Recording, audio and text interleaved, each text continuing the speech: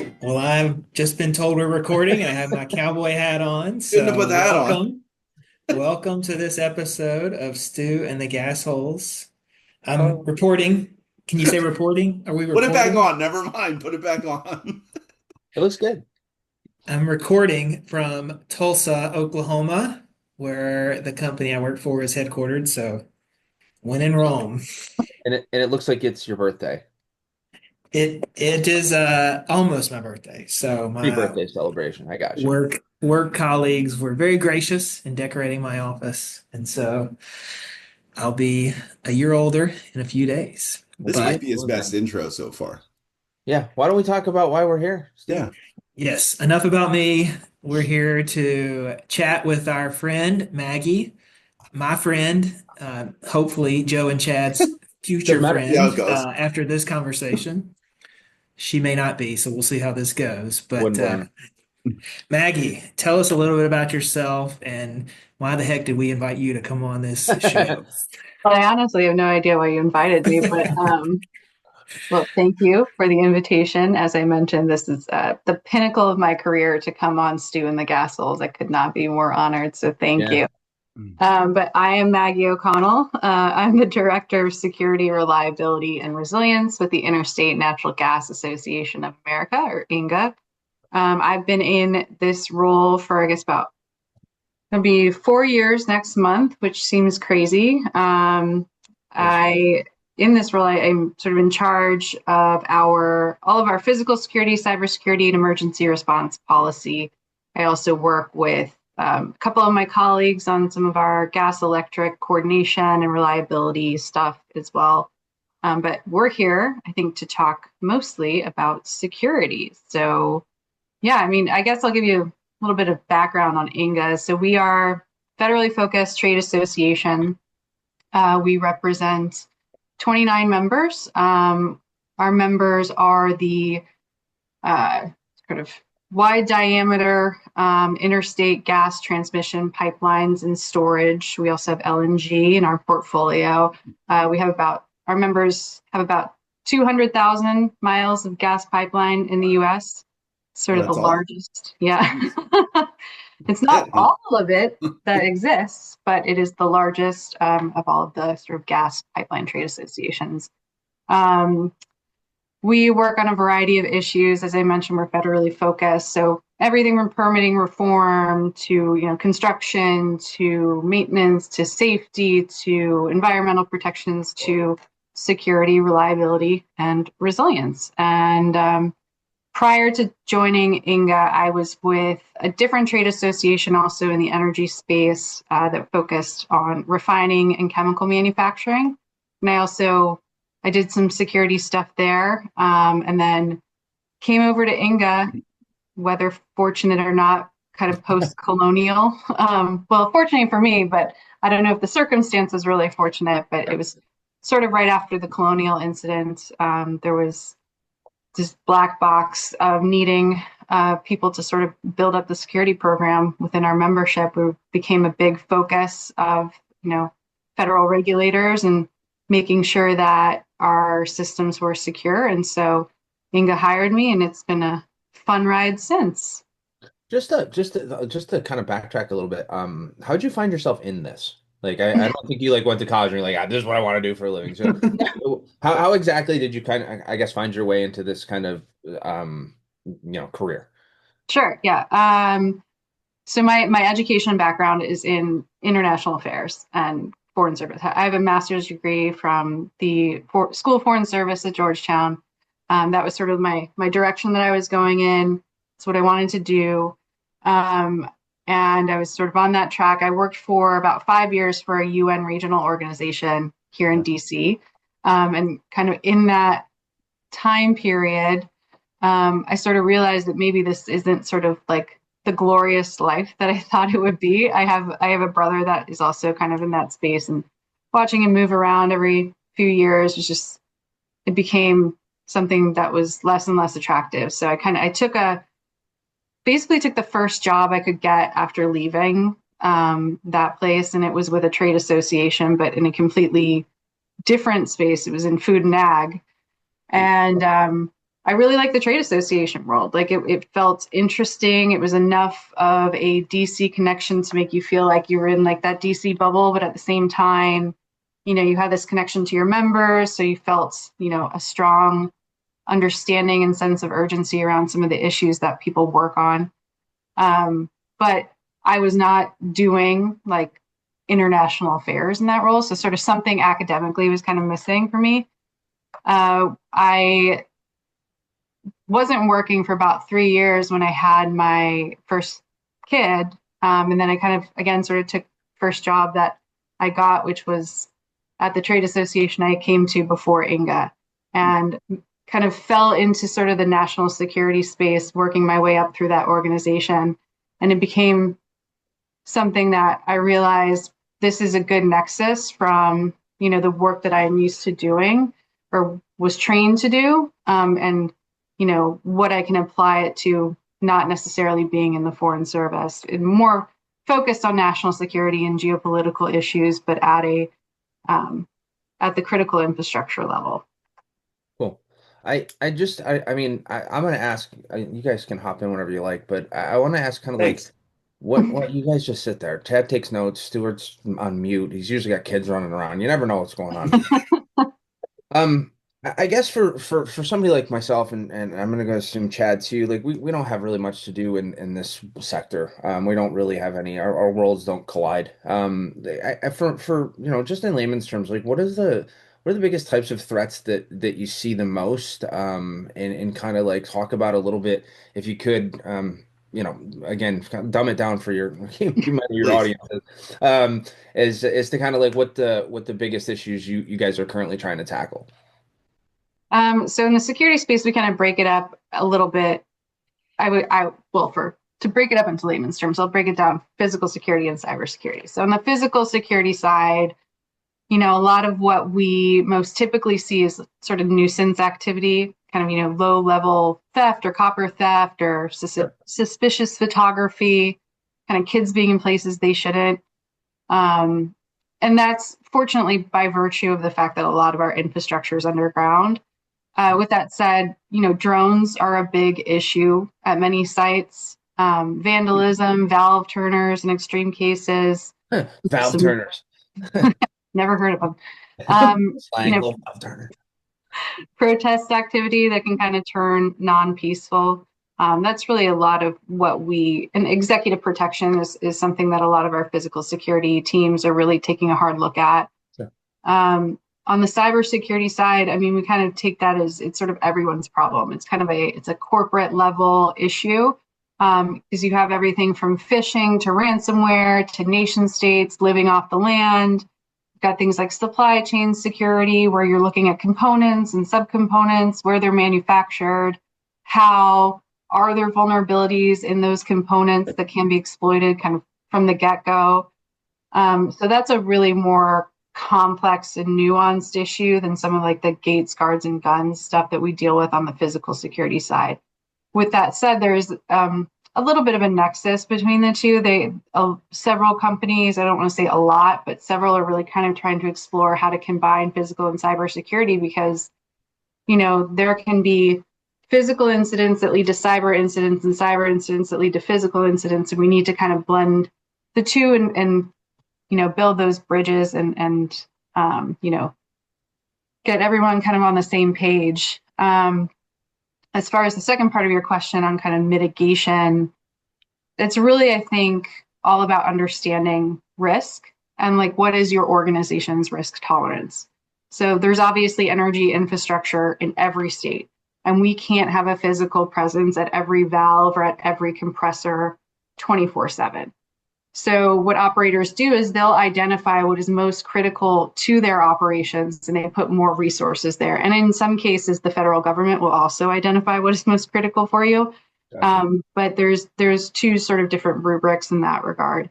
And this kind of translates into a concept that we use. It's called defense in depth. And I think the easiest way to think about defense in depth is that sort of like kind of like the protections of an old-timey castle. So like you've got your walls and your moats, and you've got your armed guards, and you've got the archers, and they're all sort of positioned in a way. Crocodiles. Yes, that if one layer fails, another is there to back it up. And that's true across both, physical security and cybersecurity. Um, I feel like I, the moat has severely been lost. Like we need to bring back the moats. we should Like bring back moats. They're cool. I'm gonna put one The how around my many drawbridge house to picnics every valve afternoon? instead of a station. sidewalk. I'm Yes. getting a moat. Yeah, just a Love it. moat. I'm gonna read Stuart's question how he typed it because I think it's just fun. Can you share a little bit about where these threats are coming from? Is it guys in their basements in Ohio? For you that don't know, I'm from Ohio. Or is it coordinated bad guys in China, Russia, North Korea? I just thought it was fun. It Sorry. is fun. I mean, Are and you, the are truth you in is your that, basement, Chad? Are you in No, your yeah, not right. right now, but I'm about to go down there and start Now giving we know what Maggie he a does hard in his free time. time. Yeah. Honestly, it's a little bit of both. I mean, to be perfectly honest, I think from the cyber side, operationally speaking, we're most concerned about nation states. Like they're the ones that have the capacity and the resources to really make an impact our operations.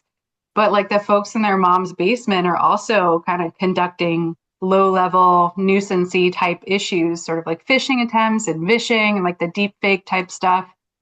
Um, and again, there's no real operational concerns about some of that stuff, but it's a pain in the butt to deal with.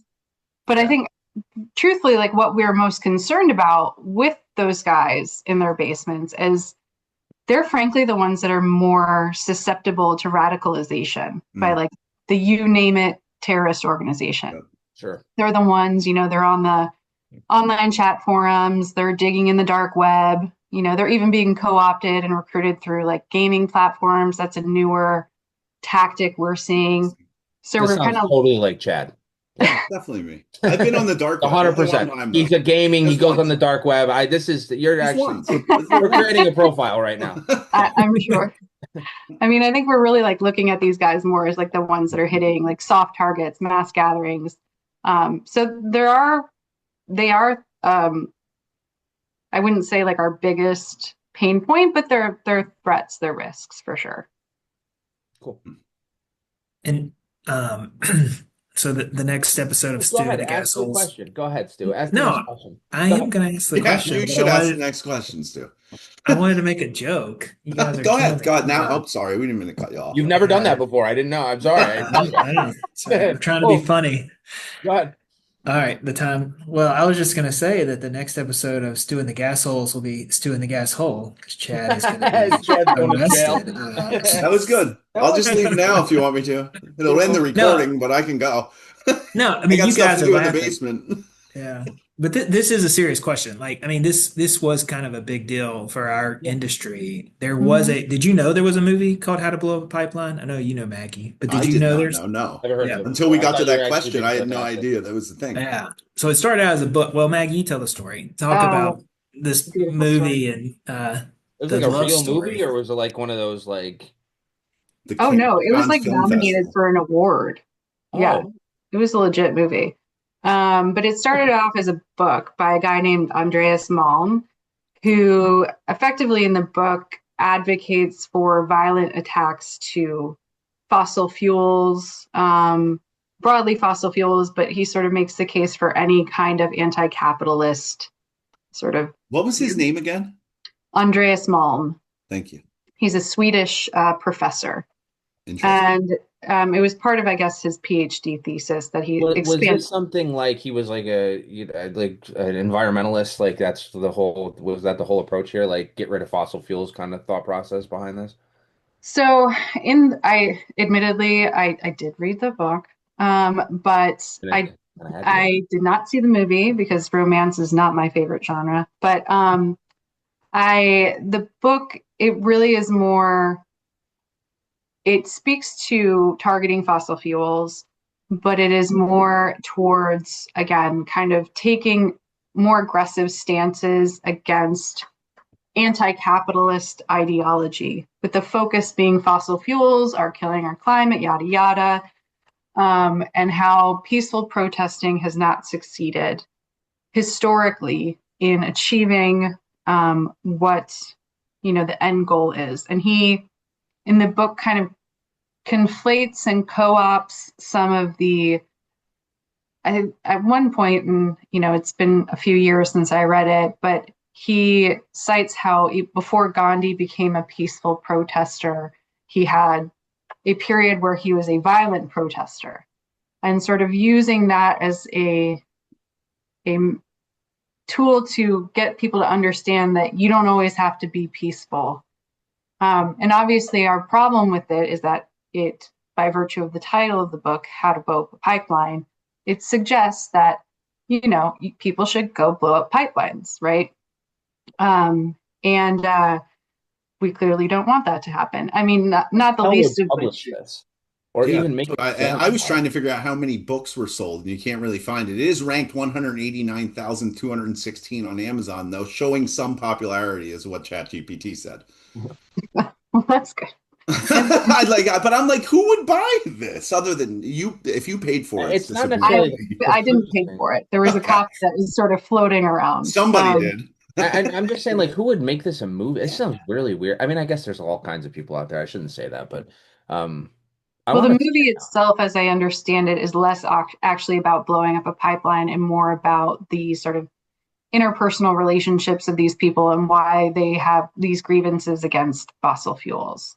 Weird. Um, and I mean, obviously, our issue with the book too is that it fails to recognize, the downstream impacts that this sort of advocacy could potentially have. You don't if it's one thing to say go blow up a pipeline. Well, are you considering the environmental impacts that would happen? Are you Right. considering the safety impacts to the neighborhoods and the neighboring communities? Like, obviously not. So,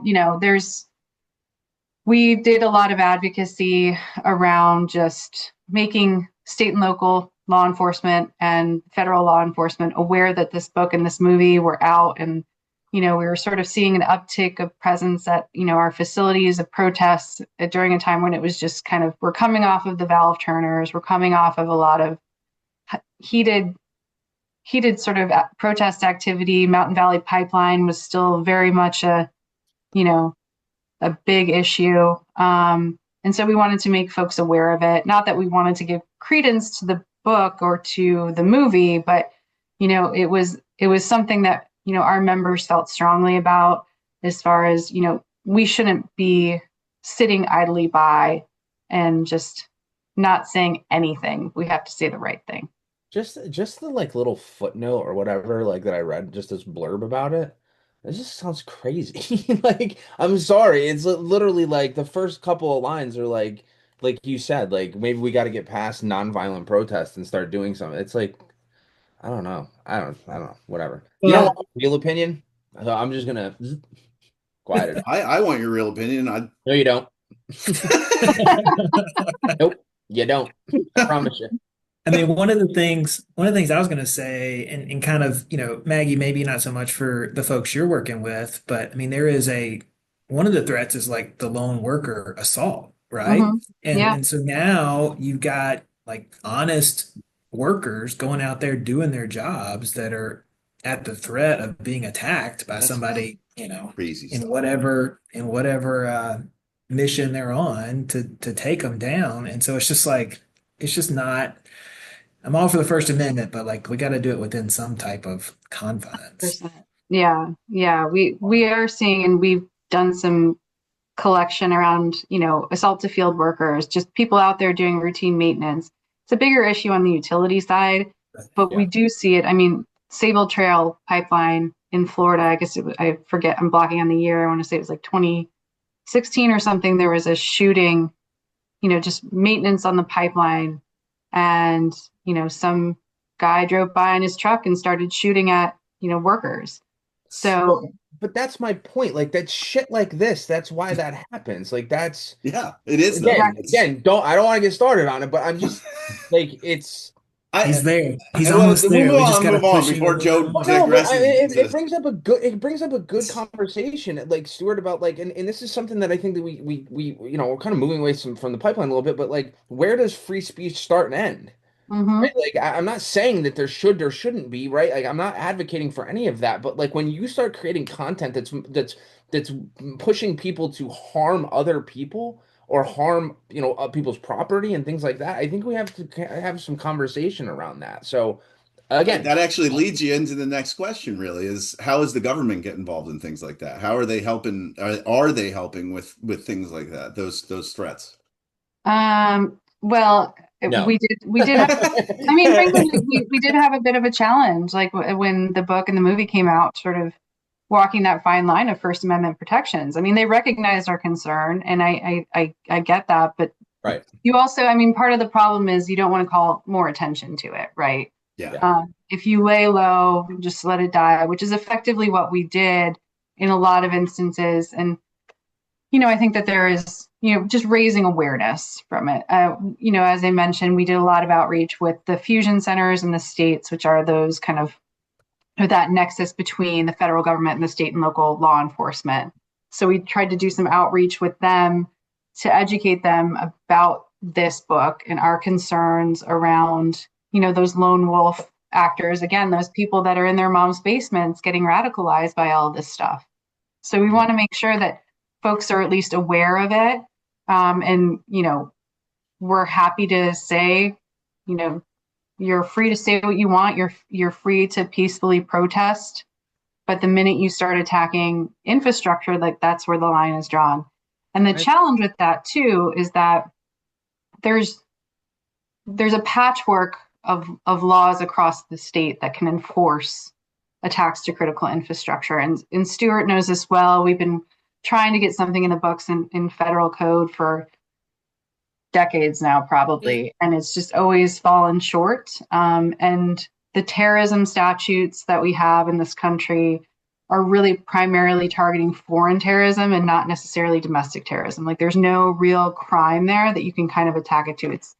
It's the act itself. It is whatever the case may be, destroying energy infrastructure or whatever the code in the state is. So it's difficult to enforce, and it's difficult to get past some of those First Amendment protections.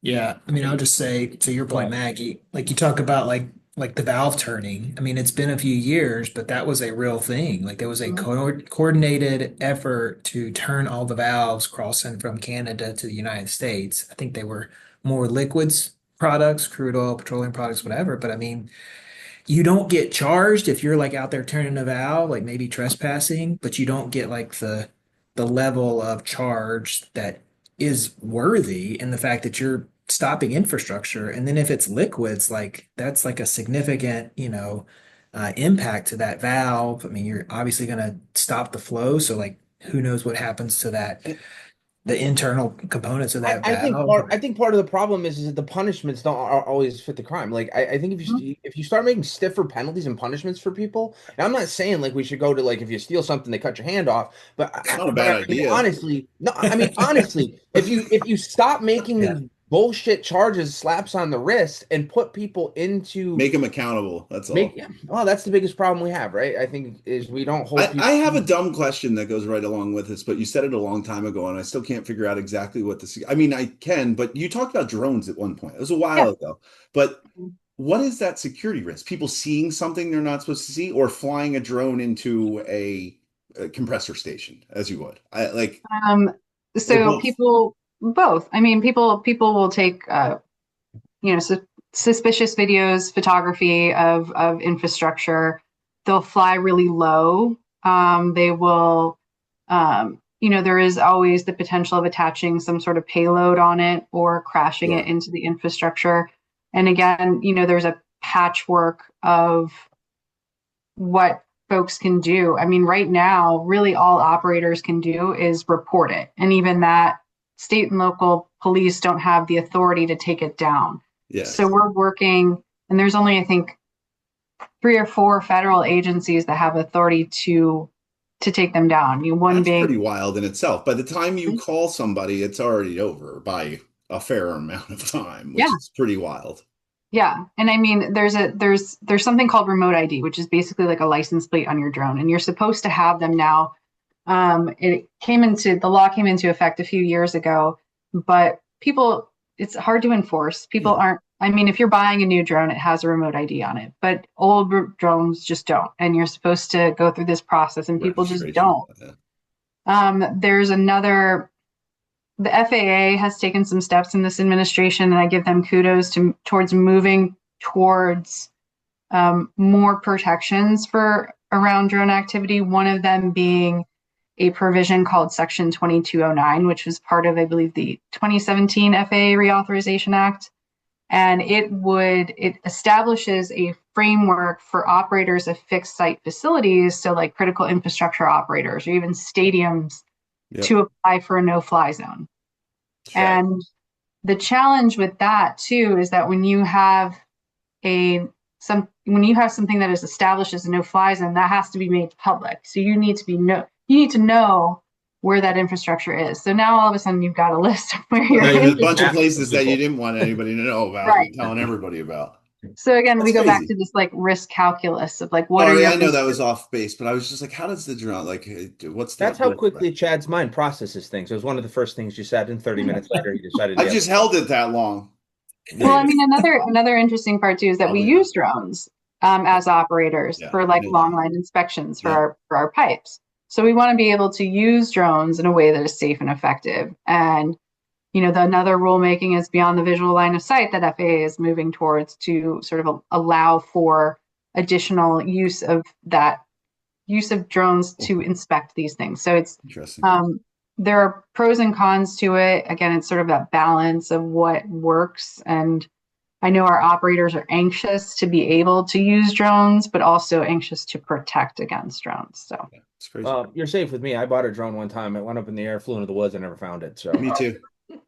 I had the same exact experience. Flew for I'm not a threat. Landed in a bush, never found it again. Yeah, not a threat. Stu, you want to go on the next one? These are the best questions, Stu. This is the best. I know. Were you drinking when you wrote these? Like, they're actually kind of funny. Kind of funny. All right. So Maggie, why should Joe not pay that prince from Ghana that keeps asking him for money? But he's getting $1 million. I mean, that's just a problem for you if you do. First of all, he's from Somalia. So. I thought it was Nigeria. It's always no. Seriously, let's try to educate these 5 folks that listen to us.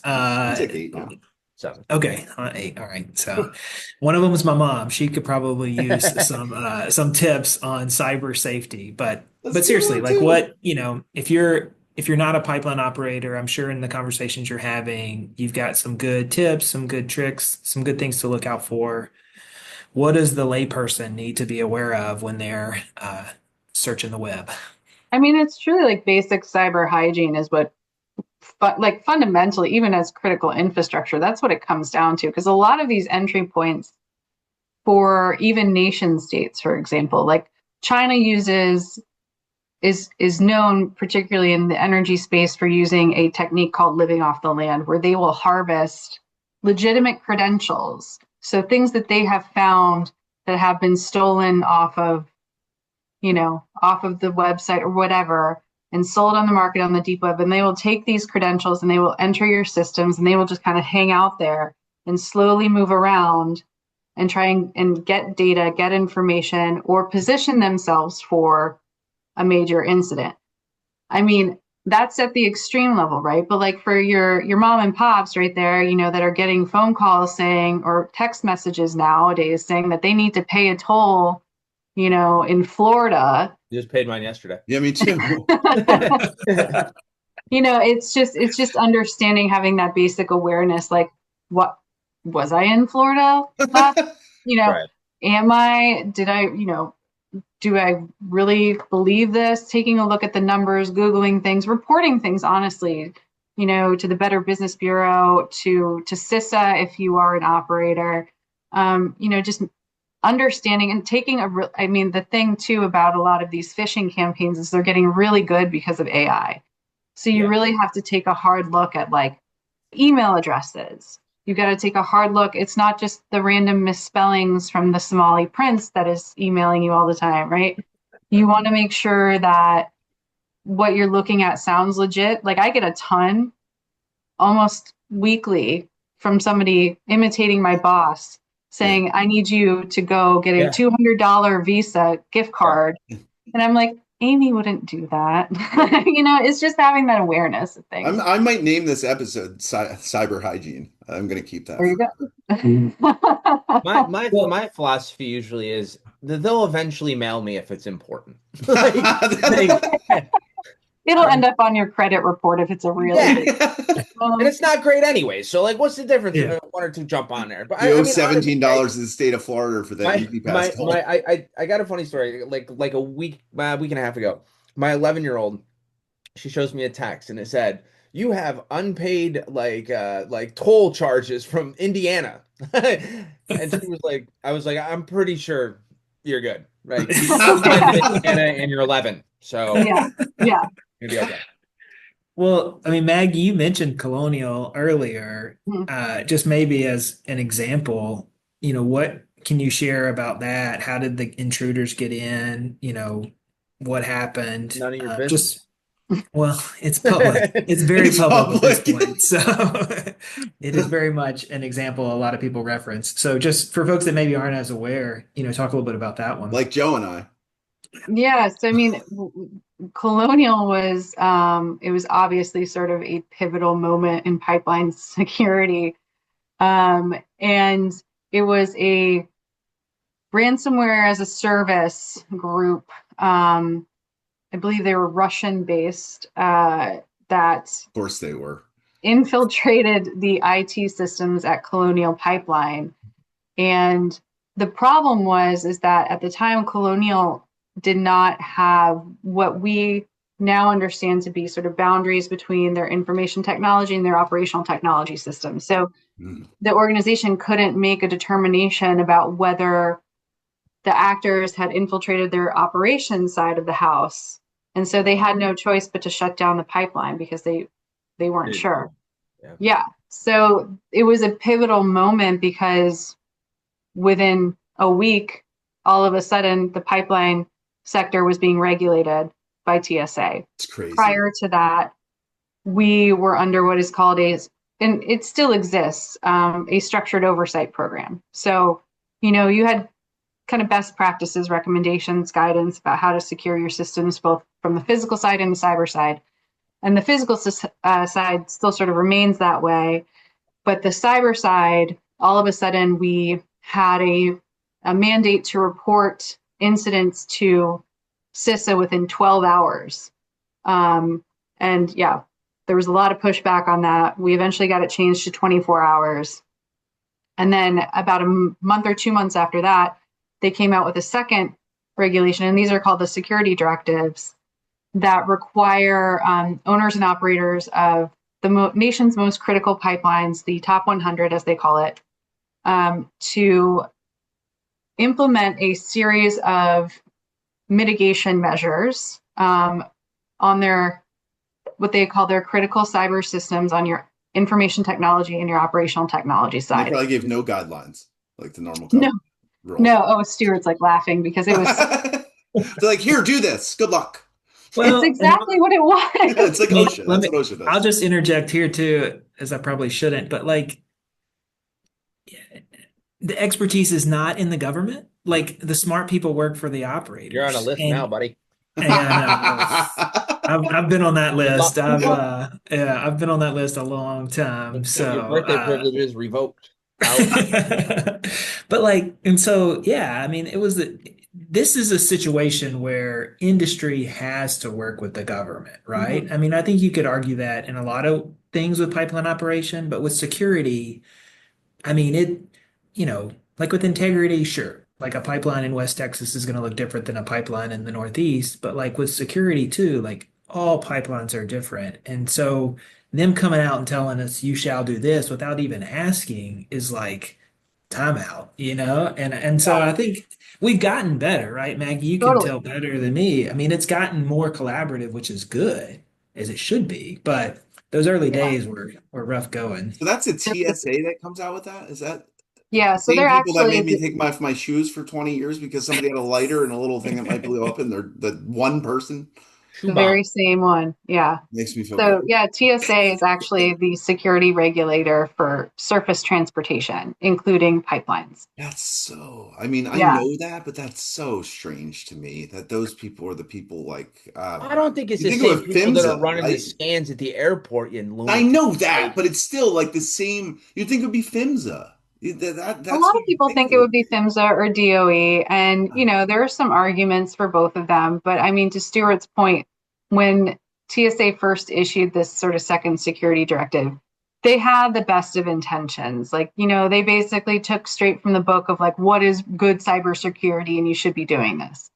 And then they quickly realized like, you can't just implement all of this stuff on a pipeline system. You're actually one of the requirements was that we needed to patch in the operational technology environment within, I think it was like some arbitrary, very low number of days. Two. And that would require us shutting down the pipeline in order for it to happen. So there was a lot of education that happened over the course of about 9 months or so until they reissued it to be much more risk based and outcome driven. It was sort Yeah. of like, so what we have now is this process of, okay, show me what is called your cybersecurity implementation plan. And in that plan, you need to meet X objective and you need to tell us how you're meeting X objective. And then we will kind of walk through it with you. And if we have questions or if we don't believe that that works, we'll work with you That to probably makes it a lot easier. come up with a plan. And our challenge with proposals around, for example, shifting that jurisdiction over to PHMSA or over to DOE is that, man, we would be starting from scratch. Like, right. and the same TSA has put in a lot of human and capital resources to get the right staffing at the agency. And PHMSA doesn't have that expertise on staff at all. So we would again be sort of starting from scratch. And, I know that PHMSA and TSA, they have an MOU on sharing information because, PHMSA's jurisdiction ends at the control room. And we want, obviously, that's an important part of, our cyber hygiene. We want to make sure the control room is secure and in its own network. And so we work with PHMSA, TSA works with PHMSA to share information about things that might look suspicious in their jurisdiction and vice versa. And it's worked well. There's still some regulatory creep from both agencies, I think, but we're in a much better place than we were 4 years ago when Colonial happened. Cool. So go ahead, Stu. It's your question. You can Yeah, ask. this is your question. It's the last one. You can have I don't it. want to steal your thunder, brother. I don't want to. I hope you rephrase it a little, make it more. Yeah. Really? I don't know. I got to be honest. All right, when I wrote this question, You were drunk. maybe, I was in I a called it. I was in a, mind wandering state. Whatever provoked that state, Mushrooms. we'll let folks decide. But no, I mean, I'll be honest, like some of my work responsibilities require keeping an eye on security. And it is exciting. Like, I mean, it is kind of neat to think about like maybe I should quit and go join the CIA. I thought you were So, going to say be a mall cop. well, that would probably be where I land. Well, what But do my you- aspirations would be to work for the CIA. So, Maggie, do you ever wish you worked for the CIA? She does. Well, how do you know that I don't? That's the She does. She would never tell you. I would, All yeah, I would have to kill you if I told you. right. Ooh, tell him. Ooh, tell 'em. Thanks. That's it is kind of cool. I mean, it's something that I think most people don't even consider or think about until there's an issue, right? Until there's a problem, then it's something that people will kind of pay a little bit of attention to. I had one last question, and it's not on the list here, but like, what do you find that like from what is people's motivation to attack a pipeline? Like, is it just to be a pain in the They read the book. or is it for financial gain, or is it for like environmental issues? Like, what do you find is the most like? In your secret job as a spy. Yeah, And my secret job is this, but my moonlighting at the CIA has taught me. No, I think That's it called varies. parenting, Maggie. I think it varies, actually. I mean, I think there are, we talked a little bit about lone wolf actors, right? And some of them are motivated by sort of whatever extremist view that they have, whether that is ideological, based on, their religious beliefs, or based on sort of anti-environmental or environmental activism, rather. Some of them, frankly, have mental health issues and other things going on, and they're just done and tired. And we've seen quite a few instances of that over the last few years, particularly as it relates to energy or electric infrastructure. Just people that are just have grievances on their employer, on, their ex-wife, on whomever, and they just want to take it out on something. Or their bill. Yeah. Or the rate case work. Or their bill. I mean, frankly, it's part of it. There is, I think, from the cyber side, a lot of it is politically motivated. From the nation state perspective, obviously, we've talked about like China, Russia, Iran, North Korea, kind of in that order of the threats, right? And with China, we believe that they have sort of a two-pronged interest in it. One is being able, for example, going into a 2027 scenario where China is seeking to reunite with Taiwan, they might want to disrupt our capability to interfere in that conflict. Or, and the sort of second line there is to cause societal panic. I mean, if you look at what happened in Colonial and people filling up bags of gas, that was a perfect case study for them to understand what attacking our energy infrastructure might look like. Yeah, you're right. I mean, people don't really even consider it because it's something that's out of their day to day. I mean, it's just you go to the gas station, there's gas, right? Yeah. You turn on the light switch, there's electric, right? Mm-hmm. People don't consider that. But I'll tell you, I lost power for you were lost 33 hours or something it like was that. a day or two. It was over a full day.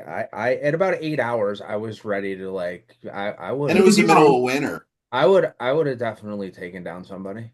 Yeah. Yeah, I mean, I was mad as hell. I ain't gonna lie to you. Like it was now cold. Both my hosts are gone, so But I mean, next I know we're not Stu's here. podcast.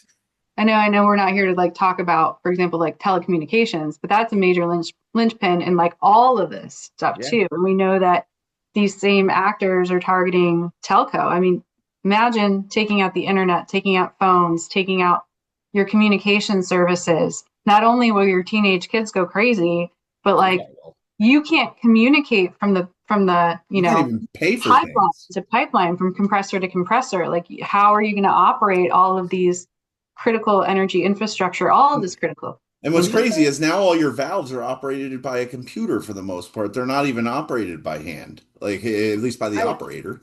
One has to assume that there's an agency that does that too, right? Like security on like the telecommunication side, or is that FCC regulates them. Just the FCC? Okay. Yeah. And it's sort of an opaque area for us as critical infrastructure operators too, is that because we're so dependent on telco, we need to understand their resiliency and how can we better build our resiliency and our operational reliability around what their infrastructure looks like and how they build it out. And we don't really have a clear picture. And with a lot of these recent telco outages, I think you remember probably the Verizon, AT&T FirstNet, all at once last year. Yeah. And then we had, the CrowdStrike thing last summer. I mean, there's just so many people are really starting to get nervous when these major outages happen. And the telecommunications thing is a real struggle for our members, and it's something that we are actively working on trying to figure out an answer to, working both with the national labs, with DOE, with TSA as our members, just trying to get a grip around how can we build out better resilience for our operations if we can assume that telco's gone. That's kind of like one of your biggest security risks. Yeah, that's crazy to think about. Mm-hmm. Well, I think it's cool. I mean, our industry, in an effort to prevent these, mitigate these threats, mitigate these incidents, like they practice this stuff, right? So they have like blackout, War games. yeah, I mean, Energy game. essentially, right? So they're getting out there like, satellite phone, like Mhm. calling it because I mean, that could be there could be a time where you have to use that alternative means of communication because So one of there the needs to reasons be. I have a Starlink. Man, I go back to the 80s like this Oh, if me I too. Incredible. could. I'm Yeah, I talking mean, about we've Walkman. done a lot of work around understanding like how long can we go without telco? How long can we operate manually? I mean, we can do it in a lot of instances, but we're you'd have to train non-operational personnel on how to operate a pipeline. I Yeah, mean, that's crazy to think stuff, but about. it's things that we're starting to really have to consider how to do it, especially as we It's crazy. approach really tense geopolitical hot points that might flare things up in our Pretty space. wild. Well, I thank you for coming on. I learned a lot today. Yeah, me too. Honestly, all Really kidding cool. aside, like I didn't really have any idea what any of this was. We working Well, if I together. scared you, I did my job right. So, Oh, I was. Oh, I have to answer this call, so I will be right back. I think he made that up. He had somebody call him because he was scared. Yeah, yeah. Well, that's the Nah, prince from very, Somalia very calling cool him here like, stuff. hey. Like Stu knows all about this. We have no idea. Our main segment in who we work with is distribution utility is essentially the utility side of gas. So, we know they face the same things, but man, I learned a ton. That's well, Yeah. there's Well, and I sometimes I think don't. it's That one was good. yeah. I think it's noteworthy to recognize how many attacks are stopped, right? I mean, we've talked about it, but just to reiterate, like, I mean, there are good people working day in, day out to prevent attacks. Sure, there are things that do happen, Pretty but wild. of all the things that are prevented, like it vastly outweighs, the 100%. small Oh, I'm number of sure. incidents that we do see. And so Sorry, that kudos to those folks out there that are was my putting in doctor. the hours. Oh, I'm assuming the stone didn't fall out, huh? No, it's just more Just a weekly update for surgical on the appointments. podcast. Exciting. Sorry, that's never happened to me before. I've never taken a call in the middle of a show. So You left one time or like four times in the middle one, remember? yeah, I think my kid was like hurt or something. Oh. I have three daughters, so you never know which Not ones. you. I was talking about Stu. Stu Oh, that he time. leaves all the It was time. the guy that the alarm at his house. That's what it yeah. was. Now we're just digressing and using Maggie's time to Sorry, discuss our sorry, own Maggie. problems. It's Sorry. all good, guys. Well, I guess we should say that Maggie, we're sorry that your career from this point forward will be kind of a letdown, Yeah. Totally, but 100%. Yeah, we Or to go appreciate you up and just coming be a on. podcast guest for a career. I'm game. I'd actually like to dig into this. I think maybe it might be beneficial for us. I mean, all kidding aside, I'd like to maybe read that book, and then Oh talk about boy. it a little bit Can more you with you. summarize it Like, for me? Give me a Joe's notes. oh, sure. Thanks. I'll read it to you at night. No, no. Wow. But yeah, no, I think what you were saying, Joe, is maybe have Maggie back on again. Yeah. Is Yeah, that that's where I what was you're? headed with it. I'd Yeah. like to talk to you a little bit more because I mean, I'd be completely honest. I want to dig into this a little bit. I joke around a lot, but I like to kind of learn stuff that I'm really like interested in things sometimes that people talk about. Um, and and this is Occasionally. one of those things. And it's not because of like what you're saying, but it's kind of like I feel like we're kind of two steps in a 2 mile journey with this. And there's probably way more things, and as technology advances, I think it'd be kind of interesting to know a little bit and understand it a little bit more, not just from a pipeline standpoint, but from a personal and Yeah. professional standpoint too, for It's our business and everything It's else. interesting to me too because my son's best friend is in college for cybersecurity. He's a Oh, senior this year, and I'm like, "Who are you talking to anybody?" He's like, "Yeah," and I'm like, "What do they have you do?" And he's like, "I don't know yet." I'm like, "Okay, cool." Don't worry, he'll be in international affairs. That's they swap. Yeah. I mean, I guarantee you he's not going to have a hard time finding a job. I mean, He's a Yeah, great I kid, but can't. it I just makes imagine. me interested on that side too. It's pretty neat. yeah. Cool. Cool. Well, thank you for coming on, Stuart. Yeah. Happy early birthday. I think it's in a couple of days. We all have August birthdays, so happy birthday month Happy to August. all of us. Yeah. Happy Um, August birthdays. and Maggie, thank you for taking your time to come on. I know that you probably have much better things to do than talk to us three knuckleheads, but we appreciate it. No, thank you guys. I appreciate the invitation. Absolutely. We'll chat soon. All right. Bye, Sounds good. everyone. Thanks, guys. I almost hit She it, killed it. Oh, she just gone. fucking left. You didn't That's give her how the whole You didn't give her the spiel. Do you stop it? You stop recording? No. You're not. Wait, okay. Wait, can I stop? Oh yeah.